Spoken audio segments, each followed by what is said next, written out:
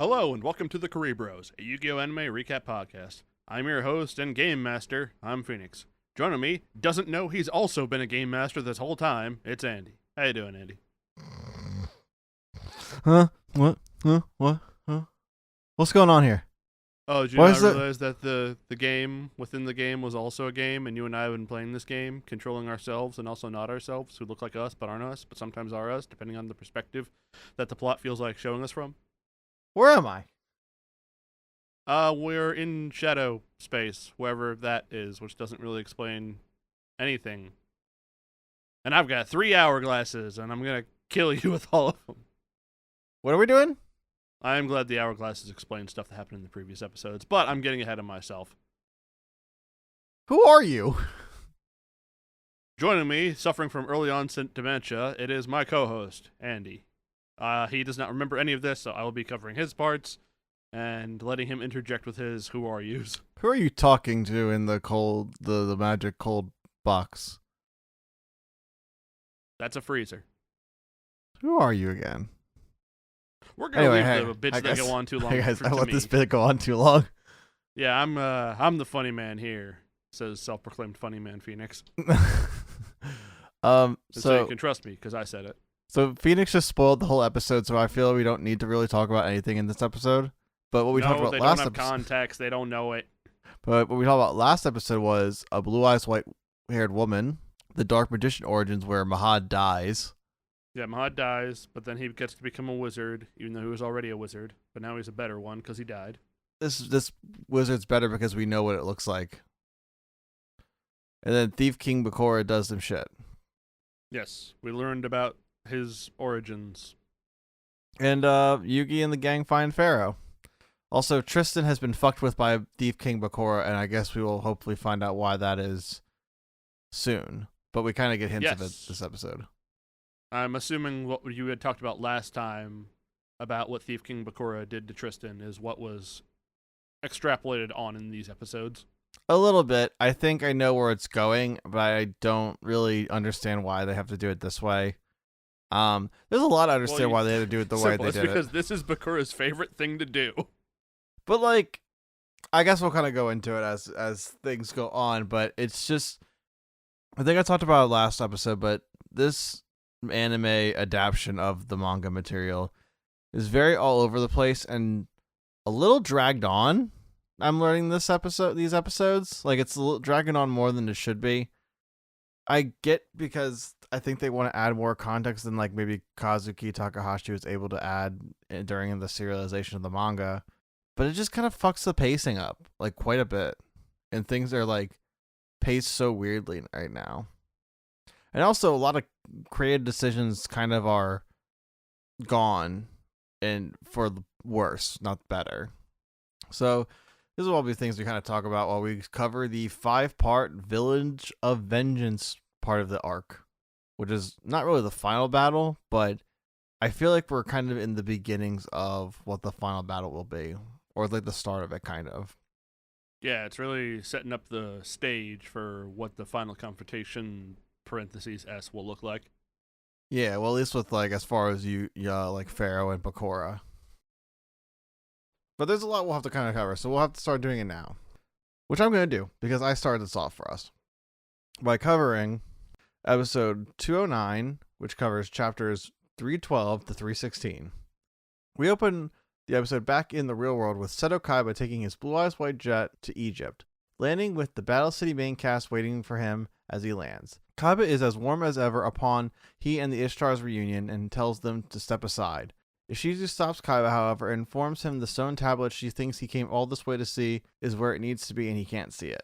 Kaiba reveals he did not come to see that as he reveals the Millennium Eye he was given by Bakura, which is only anime only, as anything Kaiba does is anime only, which I'll have to say now because he's in this a lot.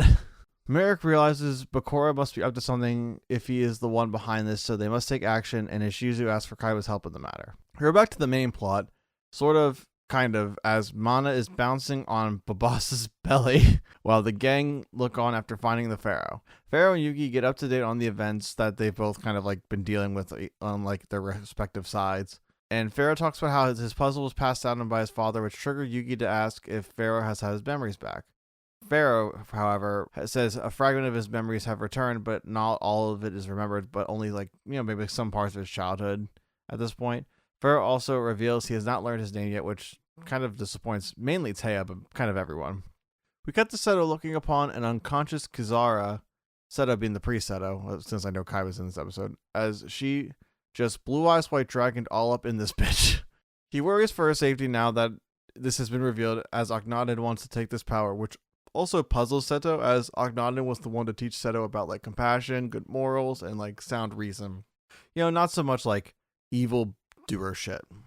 One of the attendants comes in to give the news that the Pharaoh has been found, and Seto demands that the attendant move Kizara to a secret location only he knows about, as I obviously think he fears for the safety with Akhenaten. Isis informs the court about the Pharaoh's safety, which shocks Akhenaten, but they also learn the puzzle is missing. Coming back to the gang, Pharaoh is introduced to Bobasa, which is not something that happens in the manga at this point. Honestly, it doesn't really happen at all, I think. We see a rescue group led by Shada approach Pharaoh, and we also come to find the gang themselves, besides Bobasa, is still unseen by the people of this world. Shada reveals that they have found Bakura's secret lair in the village of Kalna. Pharaoh gets ready to head off with Shada's squad and tells the gang to go back to their world, as where he is going is far too dangerous, and he should deal with the problems of his world as he rides off. The gang stay clingy to the main protagonist, so they decide to find a way to help him. The court are informed of the Pharaoh's movement and want to lend their hand in this battle. Akhenaten internally fears these recent change in events, because he's obviously being fucked around with by Bakura in ways we'll find out as we go on. The Pharaoh and the squad enter the ruins of Kalna, which is inhabited by dark spirits and spooky, scary skeletons with swords who surround the band of fighters. We see Bakura doing evil guy shit as he's excited to face the Pharaoh on his home turf. The army fighters fight off these skeletons as Mana hears Mahad give some words of encouragement to help her fight. Mana springs into action, while Shada also summons his dual spirit to help fight as Pharaoh goes off to face Bakura. Pharaoh enters the tomb where he can find Bakura.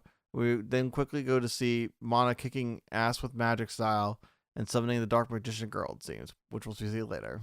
As we get back to Pharaoh, Bakura reveals the stone tablet for the items and reveals the spirits that were destroyed to make this tablet are the ones who guard it. Bakura blames Pharaoh's father as the reason for the spirit's untimely demise, but Pharaoh will not hear of it. Bakura tells Pharaoh that what he was told as a child was a lie, as he is the sole survivor from the village's fateful massacre. Bakura sends the spirits to surround Pharaoh, who is struggling as he is without his Millennium item. As he is close to succumbing to the darkness, he is suddenly saved, much to Bakura's surprise. Mahad reveals himself in his new form as the Dark Magician. Dark Magician says he will always serve the Pharaoh and protect him, no matter what the odds are. Pharaoh asks Dark Mahadjin about the truth, and Bakura talks of the massacre of his village. Now, I've had my problems with the arc's translation from manga to anime, and also how things are for kids dubbed fucked up, but this might actually take the cake for me. Mahad in the dub reveals to the Pharaoh that while what Bakura said about the massacre is true, he left out the part that the village was full of evil people, so this massacre was okay. He literally says, these were bad guys, so it's fine, basically. Mahad informs Pharaoh's father of this news, that the Millennium items are forged from evil, that these are just inherently evil pieces of magical items. And Pharaoh's dad lays in a bed and says he will confess his sins to the Egyptian gods. So that was fucking stupid. I assume Phoenix's sub is more along the lines of this. And Phoenix can let me know if anything is different. The manga is less bad, as Mahad tells Yami he is aware of the atrocities that occurred because he searched within his Millennium Ring the evils, and told Yami's father of it as he was none the wiser. This causes Pharaoh's father such grief that he falls ill and dies. Mahad even shows remorse for this action for the toll it took on the Pharaoh's father. Much better. Either way, Dark Mahadjin gives Pharaoh a pep talk as about his father's justice never wavered, that he can carry on that legacy and bring peace to Egypt right here and now. Am I kind of right on what your sub was? Oh yeah, much more in keeping with how it was. That's exactly what it was. Okay, Yeah, he so was this is literally just like, four yeah, kills. the more I was with the Millennium Ring, the more I felt evil within it, and I used whatever form of magic they're using, Kaba, Heka, to like search within and found like, oh my god, this ring is made of people. Yeah, it's definitely like I don't know why 4Kids chose to do it this way, where it's like, Hey, Your Majesty, you know the sick bling you got all your best dudes rocking? Bad news. Shit's haunted. the thing is, it's like I could understand that more. I just hate the fact that he goes like, Bakura's village was full of evil people, so it was a worthy sacrifice for these Millennium items. I can't remember exactly what it was, but there's like a image set from some Gundam show that I've seen where a guy's being like, so it's wrong to kill innocent children, but we can kill evil ones, right? And something there about just like defining your opposition or anyone you don't like as evil to justify atrocities, which is very real world of them. Yeah, it is, and it's weirdly on the bad side in this case for at least the 4Kids dub. It's fucking frustrating though. Either way, Bakura calls upon his spirits to attack Pharaoh, but Yami is now good guy motivated as he calls Dark Mahajin to counterattack as Yami demands for the items back. Bakura says he plans to have all the items back in their original place as a new and improved Diabound has been summoned. Dark Mahajin and Diabound trade blows when Bakura tells them try as they might, but they won't win, especially when Zork the Dark One is released by the Stone Tablet. Bakura has Skeleton Fiend protect the tablet, and Diabound disappears for a sneak attack. Dark Mahajin finds Diabound, though, and throws the Dark Magic Blast his way and weakens Bakura, it seems. Bakura merges with the Dark Spirits and has Diabound grow stronger and counter Yami's Magician. The final blow is about to be dealt to Dark Mahajin when it is revealed that Dark Magician Girl comes to the rescue as we see Mana at the, like, because they're underground, so that like some, hole got it through in the battle to the light, and so Mana was able to see the battle. Yeah, your note says that the Dark Magician Blast weakened Bakura. It was to let light in so that Diabound couldn't use Shadow Ghouls hiding. He also did. No, I like it was the Shadow Ghoul hiding. I left out that part, but I was going for the follow up attack is what I was referring to, because he does hit him and Bakura does get weakened. Oh yeah, there are parts during this fight where when Diabound gets hit, like Bakura's face like bursts into blood. In my version, well, blood is not shown in mine, but that is the price I pay for volunteering to do the dub. All the cool shit's gone. My only other actual note for this episode is Mr. Pharaoh, a second white woman, has hit the ancient Egypt because Dark Magician Girl. Oh. That's funny. All right, moving on. Joke. Terrible. Anyway, we're going on to episode 210, which covers 317 and 318 as far as manga chapters go. We pick up where we left off with Mana saving Mahad and gives his praise to her. The priests arrive and come to help Shada and the Pharaoh. Shada holds back the spirits, and the priests make their way to the Pharaoh. The magicians send a counterattack on Diabound to no avail. Mana even uses magical hats at one point to save them. Things seem hopeless when the priests finally come to their king's aid. Isis is happy to see Mahad just as she predicted. Seto, Karim, and Isis summon their monsters. Isis even used Mystical Elf to heal Yami. How nice of her. The monsters all attack at once to no success against Diabound. The Dark Spirits are protecting Bakura, which has made things even harder for our plucky band of Egyptian priests. We cut to Agnaden, who is writhing in guilt when entering Kal Elna. He stands by his decision as he is harassed by the spirits, but is saved by Shada. Shada then senses a dark spirit at the foot of a set of stairs he found. Like, he's kind of like saves Agnaden, and then he's like, oh, my ring, not my ring, sorry, that's the other thing. My key is like shaking with dark energy, and he goes to this like set of stairs and goes down. As he traverses through, he finds the tablet of Diabound. Agnaden reveals himself behind Shada and is like kind of like putting the pieces together that Diabound's existence makes sense as it is born from the rage of the villagers that massacred for the items. Shada concludes if they destroy the tablet, Diabound will be no more. As Shada prepares to do so, Agnaden knocks Shada out and takes his Millennium Key. Agnaden says he refuses to let anyone get in the way of his son's destiny. just a question for how they showed the tablet for Diabound in the dub. Was it made out of bones? Your lack of reaction tells me I'm correct in that the dub did not show that Diabound's monster tablet is made out of human remains.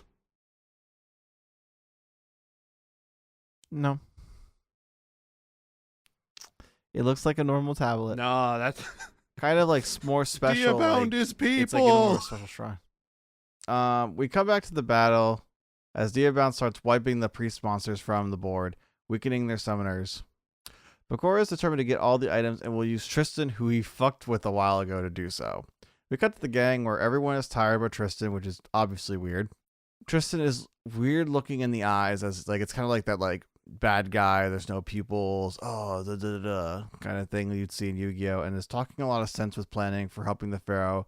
And everyone is looking at Tristan confused, as when does he ever meaningfully contribute anything to anything ever? Yugi ignores it for some reason, and comes to the conclusion that Yami destroyed his memories so he couldn't bring back the evil he sealed away. Mainly, he forgot his name, which is evident by the fact his name was removed from the tablet. Yugi says they have to find his name to stop this great darkness. They decide to go to the palace, and Tristan eagerly gets running like ahead of the group. Wonder why. Kalina battle rages on as Bakura is wiping the floor with the priest. Karim suggests monster fusion and fuses his and Seto's spirits to summon Duo's dragon and combines the dark magician also. The monster attacks and stands up to his Diabound. The spirits boost Diabound, making it stronger and causes a struggle for Seto and Karim. And Karim uses the dragon to destroy Diabound, but gets snuck attack and loses his Millennium Scale, and the fusion is no more. Diabound attacks and destroys all the monsters. Everyone is down for the count. Bakura combines Diabound with the eye monster Bakura had, and it becomes even stronger. Yami tries to convince Bakura to spare everyone if Bakura just kills him, or takes him to the Shadow Realm, or whatever you want to say. Pharaoh reveals the truth about Kalina and wants to pay for the sins of the father. Bakura has spirits enter Yami, and he's about to get ghosted. A glowing aura surrounds him as Pharaoh's father reveals his spirit and lets the spirits absorb into him and weaken Diabound. Mahad tells Yami that his father will lead the shadows to the realm of shadows and stay with him. Yami uses his advantage to strike down a weakened Diabound with Dark Magician, and the tablet is destroyed as the episode ends. Well, stupid shit aside, those were 2 episodes. They sure were. Oh wait, and I think you got more. 3 episodes on. We have one. All of our notes for those are pretty short. This next one is the longest of all of them, and then there's 2 more short ones, because when we're not doing back and forths of dueling, we actually just kind of cruise through these. Yeah, and also the last 2 episodes are actually more filler than anything, and it's a lot more nothing, which kind of leads me to kind of go did we really need 5 episodes of this? I know we usually say this for the end. We absolutely did not need 5 episodes to cover all this material. 3 at most, I think. I think there's some things that I also will interject with during these 3 episodes that I think are really fucked up. But yeah, I don't see what the point of all this nonsense was. I guess you'll get into it. Yeah. Episode opens up with the squad plus Bobasa arriving at the palace so they can try to learn the Pharaoh's name. They're now able to phase through the doors, and so they go in and split up to look for clues a la Scooby-Doo. Back in Kalina, Bakura is apparently dying as he starts convulsing and falls down from the platform that holds up the Millennium Tablet. He crawls back up to it and slots his 3 Millennium items into it, and then Akhenaten arrives on the scene to ruin things further. A dark spirit leaves the body of Bakura, who then looks around in confusion before crumbling into sand, while a disembodied voice that sounds a lot like Bakura says it doesn't need him anymore. Is it sand? Does it look weird at all, or is it just clearly sand? It's grainy sand looking things. Cause it looks, I don't know, and you might have to double check this for me at some point, but you have to do it right now because it's not really that important. But it looks like they try to censor it in the dub. It looks like he's dusting away, but for some reason I think they don't want it to know it's sand. I could be wrong. It could just be weird looking sand, but it was just it was kind of weird. It was an odd thing. It was kind of weird looking. I very much understood they're going for a he's falling apart to sand thing. In the manga, he melts. Oh, just like the people of Kolelna. He really is one of them. That's their favorite thing An to evil do. person that deserves to die, apparently. There's only 2 things to do in Kelowna: dissolve and leave. Or It die. surely is the New Jersey of Egypt. Rough. I have opinions on Jersey, clearly. In the palace, the squad is having no luck finding the pharaoh's name, on account of them not being able to interact with any of the books they find, and also probably because they can't read hieroglyphics. Is that really a problem? How would they know if they found it? I don't know. They just don't. It's friendship. You just feel the friendship. Feel the flow. We'll get to that in, I don't know, a couple years. What is that? That's 5Ds? Zexal. Is that his thing?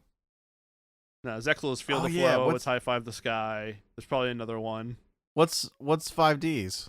I think the closest 5Ds has is let's rev it up. Oh yeah. And Jack Atlas kicked this turbo duel into overdrive. God, I love Jack Atlas so much. He's such an ass. Yeah. Get your game on. That's game. That's the next one. Yep. Let's rev it up. Kick this turbo duel into overdrive. Birds of a feather Feel flock the flow. together. That's only ever said once, but I'll never forget it. Let's we're play gonna have a lot of- Let's have a duel on motorcycles for safety. They say that a Card lot. games on motorcycles. They say let's play the Yu-Gi-Oh card game. Created by Konami. Yep. Let's watch Yu-Gi-Oh 1997. Christ. Yeah. Future things. In Kelowna again, Shada arrives, wanting his keys back, because he's locked out of his house. Akhenaten does some magic to freeze all the priests, plus Pharaoh and Mana in place, saying that he got his powers from Zork, the Conqueror of Time, which I don't think Zork will ever be called ever again. He takes away all their Millennium items on account of them not being able to move, then rips out his own Millennium Eye, and it's a little gross. He then places them all into their places in the tablet, so all the items have been gathered together. Pharaoh doesn't understand how he has not won the game yet, since Bakura is dead/sand. Then he realizes that he's been misunderstanding the game this whole time. Our view pulls back from the tablet chambers, then from Kelowna, then a wide view of Egypt, then even further back, revealing all of this to have been a giant game board, with Bakura on one side and the Pharaoh on the other, and they're both wearing their modern-day clothes. Whoa. Bakura says that the Pharaoh finally realized that he's a game master, and that this is the true stage for the ultimate shadow game, a shadow RPG. The setting is the Egypt of 3,000 years ago, and they both control their own characters of the ancient Pharaoh and Bandit King Bakura, and whoever fulfills their victory condition first wins. Pharaoh's condition is to defeat Bandit King Bakura, but because he had split his soul into other hosts of Akhenaten and Tristan, the Pharaoh has not won, just with the Bandit King's own body being destroyed. When all the Millennium items were put into the tablet, the game entered a new stage that changes the Pharaoh's victory condition from having to defeat BK Bakura to defeating Zork. As a game nerd, I kind of love this. And also I like the huge, obvious callback to Season 0, with Bakura's game board at that. Yeah, it's kind of making things come a little full circle, because I think, and this is what I discovered as we've gone through this series, especially with covering Season 0. But besides a lot of besides the Kaiba Death Tea shit, and that was also kind of revamped in the modern version of this telling, that battle with Bakura in the RPG is easily the best thing in that early Yu-Gi-Oh era. And it's so great that they called back on it, and it's kind of all revealed that Bakura is this final villain, and it's so they don't need to set it up too well. It's still set up so long enough where it pays off in the right way.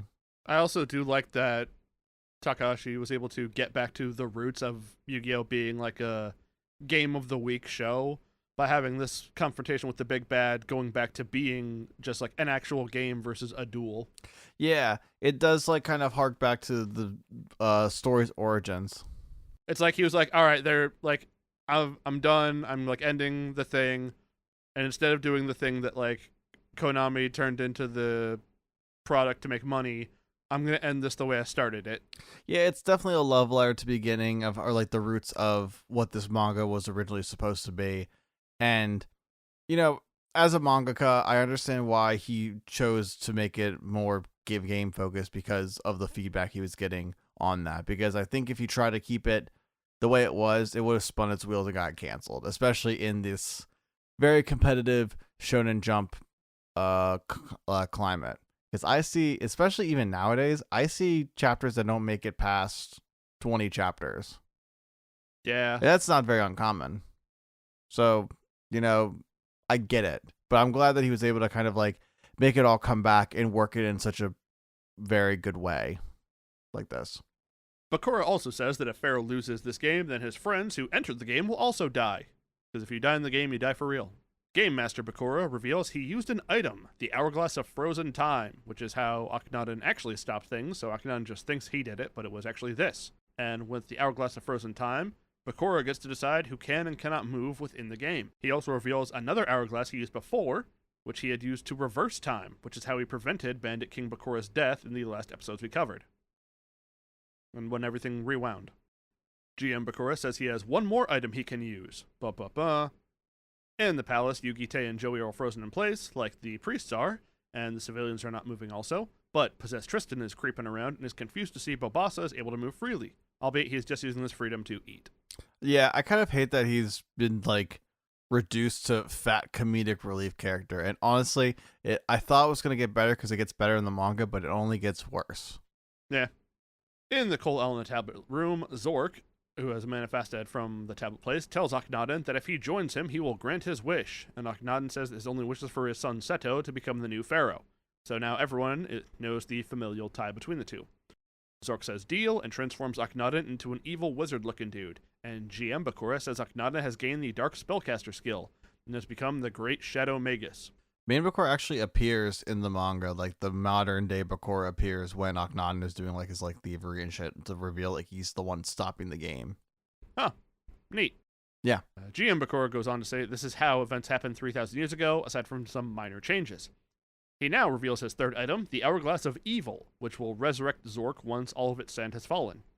Possessed Tristan enters the room with the names of all the pharaohs of the past and finds one that should have the pharaoh that we know's name on it, but it is blank.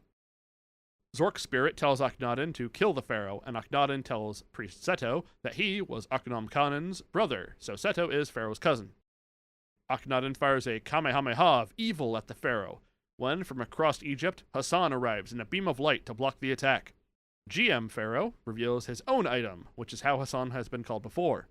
And it's just like a little figure of like Hassan's face mask. Hassan redirects the Kamehameha upwards, and it actually goes through the game board world, breaking apart some of the energy that it was made of, and hitting the Hourglass of Frozen Time, shattering it. This chain of events is a little too convenient, but I'm fine with it because I think Hassan is cool, and the Hourglass means that the game is boring. You want to know the reveal of Hassan in the manga? Sure. Bobasa. Oh, neat! So, at the beginning of the arc, Bobasa is revealed to have like these indents that like hold the Millennium items, and he has this like it's like you can lock. He basically locks up his like top, like he has like locks on his top and eats the key, and he can like throw it up or whatever. So when he goes with because he's with the gang throughout, like he's like he's Shoddy's, he plays Shoddy's role as like the guide and everything and whatever. And he's with the gang, and when all the millenniums are like put together and everything and all that stuff's happening, his chest glows with all the millenniums and turns into Hassan and goes and is revealed. And it's like so much cooler of a payoff. Like I was like, oh, cool. And like, I mean, Bobasa's not played for comedy in the manga, but it's like, oh, that's a really cool like reveal. Yeah. That doesn't happen in the anime. I would have liked that a lot more than what happens with Bobasa. You fucking think? Oh, yeah. I'm pissed. Yeah, it's a bummer. GM Bakura reminds GM Pharaoh that the priests are all low on Ba from fighting, while the Great Shadow Magus is full up. If someone's Ba runs out, they die, and if the in-game Pharaoh runs out, then the GM Pharaoh will also lose and die. Uh-oh. Uh-oh. Oh, no. Oh, no. Moving on, also, I didn't say what episodes that last one covered. Episode 211, chapters 319 to 323. Moving on to episode 212, chapters 323 to 324, and some filler. Opens up in the Cole Elna tablet room with Akhenaten telling Seto to join him so Seto can become the new pharaoh. In the real world, Kaiba's descending the stairs to the room holding the tablet of memories. He passes Bakura's unconscious body on the stairway down, finds the unconscious bodies of the squad in front of the tablet, but he only really acknowledges Yugi and Joey, who he calls the Chump. The tablet is aglow with energy, and the Millennium Eye puts up a projection of the events currently happening in the Shadow game over top of it. In the Shadow game, Akhenaten is griefing about how Akhenaten Kanen's, check notes, would not let him start wars with other countries. Not being able to do evil shit out in the open, Akhenaten decided to do it creepy style, which is how he got into magic and learned about the Millennium Book. Akhenaten reveals that he and Akhenaten Kanen were twins, but Akhenaten was chosen as the older brother, so he became the pharaoh. Akhenaten tells Seto to remember the White Dragon, and that it will lead him to his destiny. Pharaoh reminds everyone that being the new pharaoh won't matter if Zork destroys everything, and Akhenaten says yeah, but Seto will be the Dark Pharaoh of Zork's world, which sounds stupid. He gets to rule above the rubble. Yeah, when everyone's dead. Yeah, it's like, you could have it all, my empire of dirt.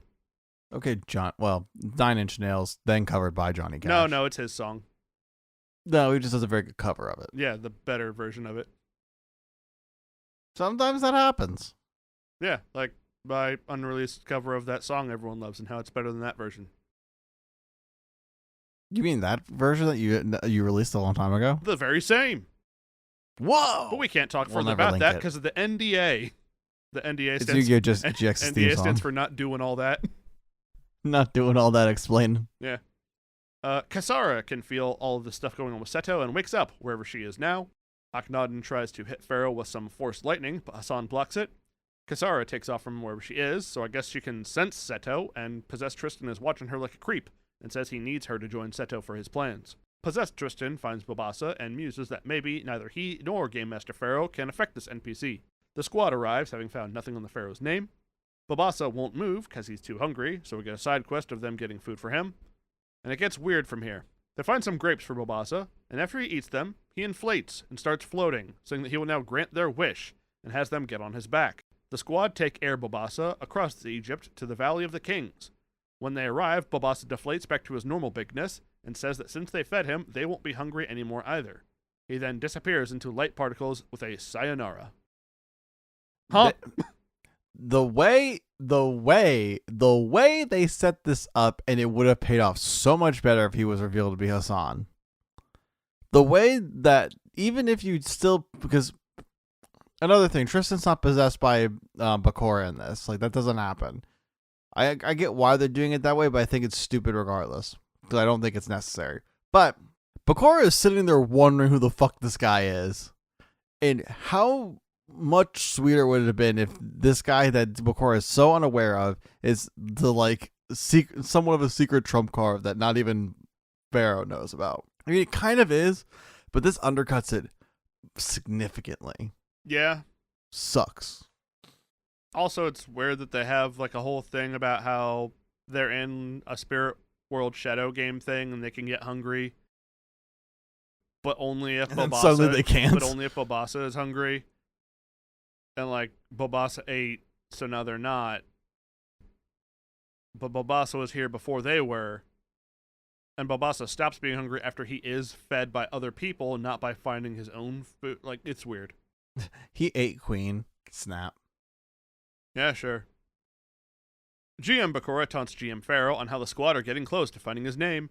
He then pulls Kaiba into the Tablet of Memories and right into the city, then pulls out some of his soul, which he uses to remake the body of Bandit King Bakura. Episode ends. Why does Kaiba have to be in this at all? Because he's Seto Kaiba. We can't have the Yu-Gi-Oh! Without the Seto Kaiba, even though he's not here in the manga and doesn't need to be and doesn't add anything. So the thing is like... I guess he's here because we had seen Kaiba get flashbacks of ancient Egypt when he dueled with the Pharaoh before. And so we need to have Kaiba get some sort of payoff for his experience with that. I guess, if I were to give an explanation. We do that in Dark Side of Dimensions.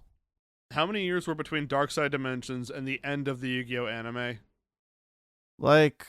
a lot. We're going to round and say a lot. But regardless, it's like... 5 Yu-Gi-Oh! Shows between.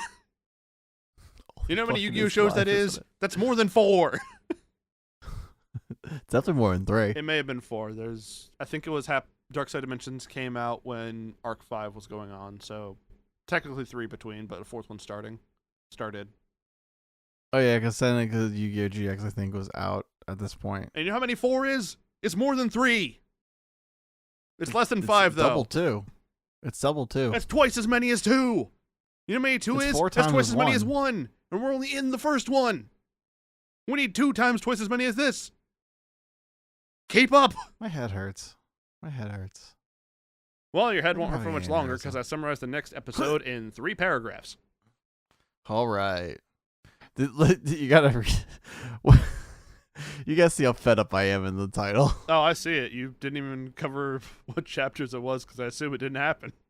So it kind of did, but like it's so all over the place, it might as well not have. Yeah, there's a bunch of jumping around of perspectives that happen here that I just restructured to make the retelling smoother. Episode 213, chapters, quote, "Man, this shit's just all over the place, figure it out," end quote. BK Bakura is back, and his first act is to tell Akhenaten to shut up, because no one cares about his grief about not being the pharaoh. BK Bakura tells Akhenaten that he has to get the White Dragon's power to Seto. Diabound is resummoned, despite its tablet having been destroyed, being able to be summoned directly now since the barrier between worlds is weakening, as Zork is getting closer to manifesting. Akhenaten yeets Seto through a darkness portal and follows after him. GM Bakura's plan is to stall until the Hourglass of Evil is finished and Zork is summoned. So he's going to keep everyone busy with the Akhenaten Seto stuff, and also drop some darkness all over all the people still in the tablet room. Speaking of Seto, Kaiba's in the city. He learns the stuff about not being able to interact with people, except Kasara finds him and can see him. So does that mean she could see the friendship squad earlier, too? When she was being attacked for being a witch? Don't think about it. Done. Shut up. Kaiba remembers having seen her in his visions of the past, and she says that catastrophe is coming and that they will see each other again before she runs off to find her Seto. GM Bakura shows GM Pharaoh that he's scattered all the people from the tablet room all across Kolelna. So Pharaoh has something to do while he waits for Zork to arrive. Pharaoh, Hassan, and Mahad are all together, with Mahad making trips to try to find the others. BK Bakura has summoned monsters to attack everyone. Some fighting happens, Kareem gives Shada his ba, and dies. Everyone regroups. That sentence summarized 7 minutes of the show. Yeah. Anyway, Pharaoh finds a horse and goes off after Seto and Akhenaten. The Friendship Squad enter the Valley of the Kings, and inside it, Yugi remarks on how it must be the place Grandpa told him about in that story at the start of this arc, where he found the Millennium Puzzle. Yugi uses what Grandpa told him about the tomb to get everyone through the traps. When they get to the room where Grandpa was betrayed by the guide who shot him, they don't find anything, because the Millennium Puzzle was not put here yet in this time. But Joey leans on a wall and accidentally hits a switch that opens a secret door to go further, but the episode ends before we do that. You know what's a little funny about this whole sequence? What? So they're actually already in the Valley of Kings at the maze part where the swords are, but they've frozen time, so they unfrozen time there, and the sword starts swinging at them comedically. Oh, that's They it. get through it, but it's kind of funny. Anyway, episode's done. Yep, it's pretty much it. It's And that's our show. Wop. Well, I mean, we only got so much more to do. Yeah. We're almost done here. But to kind of summarize how I feel about these episodes, I think I kind of really said a lot of it during, but I don't like a lot of the creative choices they're making. I think the manga is significantly better in every way, shape, or form, and it is much better paced.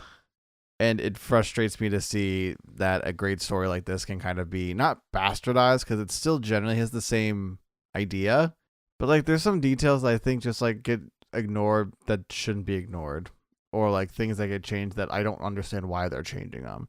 They don't not make sense. So it is what it is. It's too long, but I get that they're trying to stretch that as much as they can. Also, Seto Kaiba should not be here. I don't think he really adds anything to this. Yeah. It's just kind of, those are all my real thoughts, honestly. There's really as much I have to say about these ones. This was kind of not necessarily a nothing burger, because there's a lot of stuff that happens, but it feels like I feel lesser about everything. I like that we got to see Bakura and Pharaoh being game masters against each other, and that explanation for how time got rewound.